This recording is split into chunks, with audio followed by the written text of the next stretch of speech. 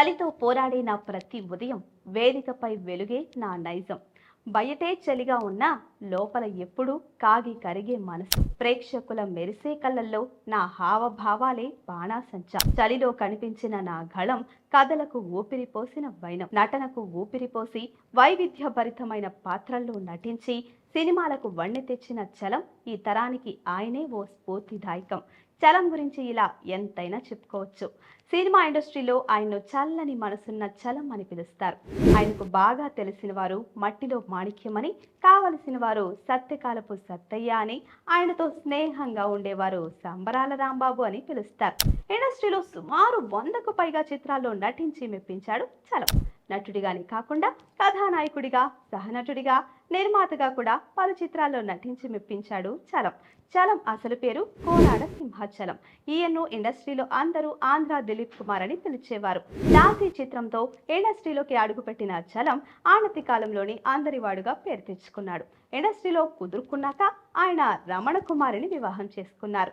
తన భార్య పేరు ముందు వచ్చేలా రమణాచలం అని పేరు మార్చుకున్నారు. పేరు రమణాచలంగా మార్చుకున్నప్పటికీ చలంగానే సినిమా ఇండస్ట్రీ గుర్తించింది. 1952లో దాసి సినిమాతో సెకండ్ హీరోగా పరిచయం అయ్యాడు చలం.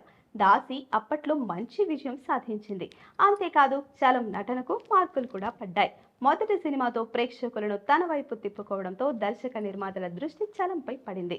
ఆ తర్వాత వరుసగా నా చెల్లెలే, బబ్రువాహన, సారంగధర, తోడు దొంగలు, పెళ్లి సందడి, తండ్రి కొడుకులు, సిరి సంపదలు, పరువు ప్రతిష్ట, డాక్టర్ చక్రవర్తి, ప్రైవేటు మాస్టారు, పోల్ రంగడు, సంబరాల రాంబాబు, సత్యకాలపు సత్తయ్య, మట్టిలో మాణిక్యం, బొమ్మ బొరుస, లంబాడోళ్ల రాంబాబు ఇలా పలు చిత్రాల్లో నటించి నట వైవిధ్యాన్ని ప్రదర్శించాడు చలం.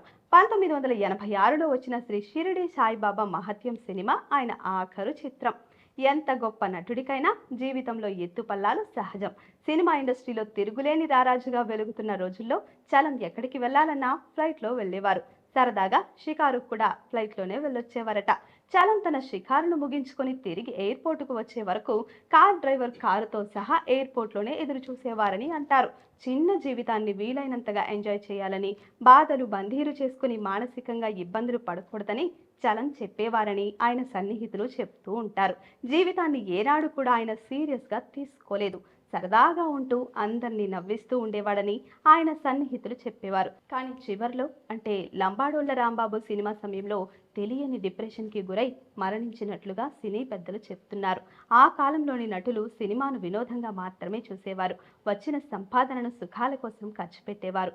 చాలా కొద్ది మంది మాత్రమే దీపం ఉండగానే ఇల్లు చక్కదిద్దుకోవాలని తమను తాము చక్కదిద్దుకున్నారు. Please subscribe to the channel and download the Politicos app from the links in the description.